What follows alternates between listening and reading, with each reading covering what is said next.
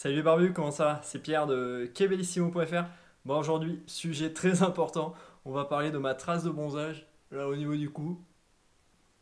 Non, sérieux, on va bien sûr parler de l'huile à barbe Hawk. Allez, c'est parti. Alors, cette huile à barbe, elle est livrée dans ce packaging assez sympa. Donc voilà, en fait, c'est une boîte en carton, quoi. C'est un cylindre en carton. Donc l'huile, elle est à l'intérieur. Hop, tac, voilà à quoi ça ressemble. Alors, mais comme d'hab, on va parler des ingrédients en premier. Donc cette huile, alors Hawk, c'est une marque allemande. Cette huile, elle est certifiée, j'ai noté le nom par là, BDIH, donc c'est une certification allemande et c'est une certification pardon, pour les cosmétiques 100% naturels. Donc voilà, elle est certifiée par un organisme allemand comme étant 100% naturel. Et si on va plus loin dans les ingrédients, si je prends la liste, donc alors on a de l'huile de graines de raisin, de l'huile d'amande, de l'huile de brocoli. Alors là, un petit nom bien compliqué comme d'hab.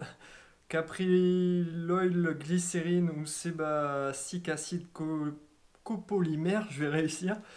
Alors ça, c'est un dérivé de l'huile coconut, l'huile de noix de coco et l'huile de castor.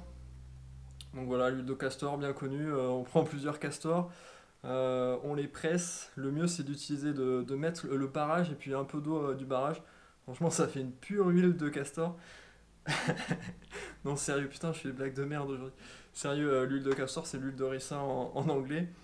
Ensuite, on a de l'huile d'argusier, on a un parfum, une essence naturelle, c'est du vétiver et du pamplemousse.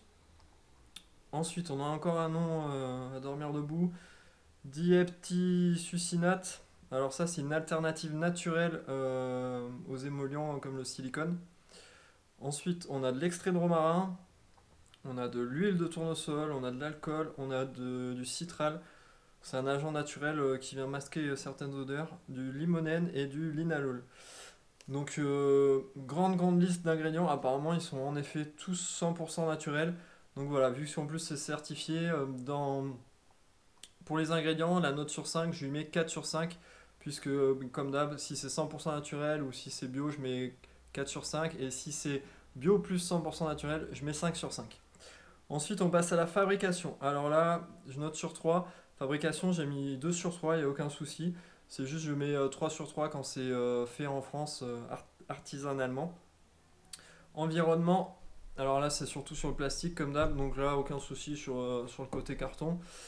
Et au niveau du flacon, alors c'est un flacon en verre. Et par contre, ben voilà, il y a, comme sur la plupart des pipettes, là, c'est un bouton poussoir. Il y a du plastoc quoi. Donc voilà, là-dessus, comme d'hab, je mets un sur 2 vu qu'il y a du plastique. Mais c'est pas entièrement en plastique, il y a quand même le flacon en verre. Ensuite, au niveau de l'utilisation. Alors là, alors c'est un bouton poussoir, mais je le trouve pas top parce que je trouve que j'arrive pas à bien choisir la quantité. C'est, en plus, j'ai l'impression que c'est pas toujours la même quantité, fonction si on appuie fort ou non. Donc voilà, je suis pas fan, je préfère la pipette au compte-gouttes. Par contre, ce qui est cool, c'est ce petit capuchon qui vient se mettre.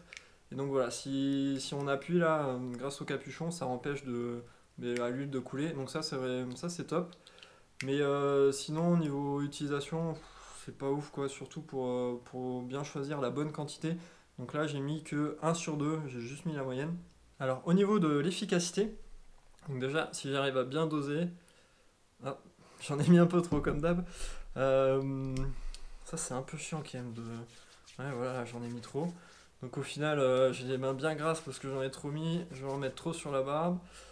Euh, alors en plus, c'est une huile à barbe qui est un poil grasse. Elle est pas super grasse, mais elle est un peu plus grasse que la moyenne, que celle que j'ai déjà pu tester.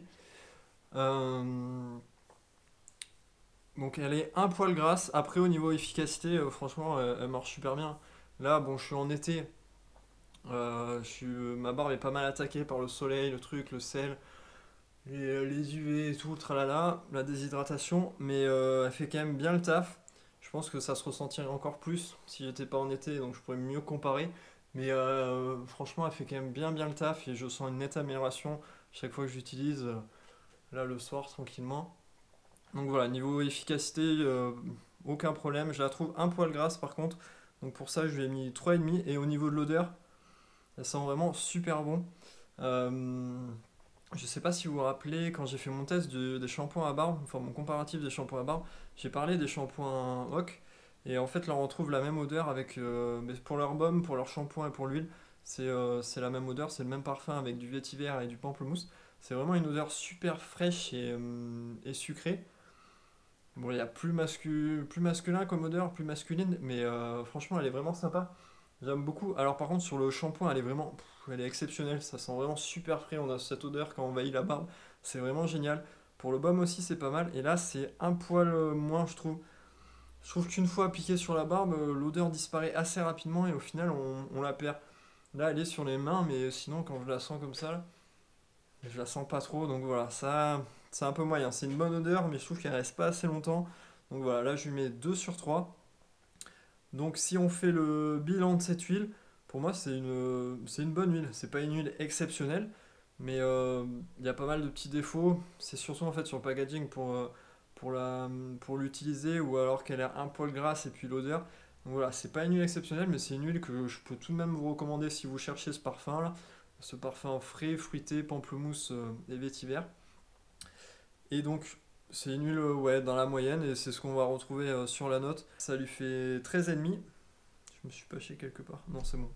Ça lui, parce que j'ai changé la notation en cours. Et donc voilà, ça lui fait 13,5 sur 20. C'est une bonne petite huile que je pourrais conseiller. Enfin, il n'y a aucun souci, je vous la conseille. Par contre, elle est super chère. Donc voilà, n'hésitez pas à regarder dans la description de la vidéo, il y a mon classement des autres huiles. Et il y a mieux pour moins cher. Bon voilà, c'est la fin de cette vidéo sur l'huile à barbe Hawk. N'hésitez pas à me dire ce que vous en avez pensé dans les commentaires. N'hésitez pas également à laisser un pouce bleu si ça vous a plu. Et puis je vous retrouve vendredi à 17h pour une prochaine vidéo. Vendredi, normalement, vu que j'ai encore cette huile, je vais parler de l'huile Luvenesco. Et je tease un peu, je spoil un peu, c'est pas ouf. Donc voilà, allez, ciao les barbus, à vendredi. À plus.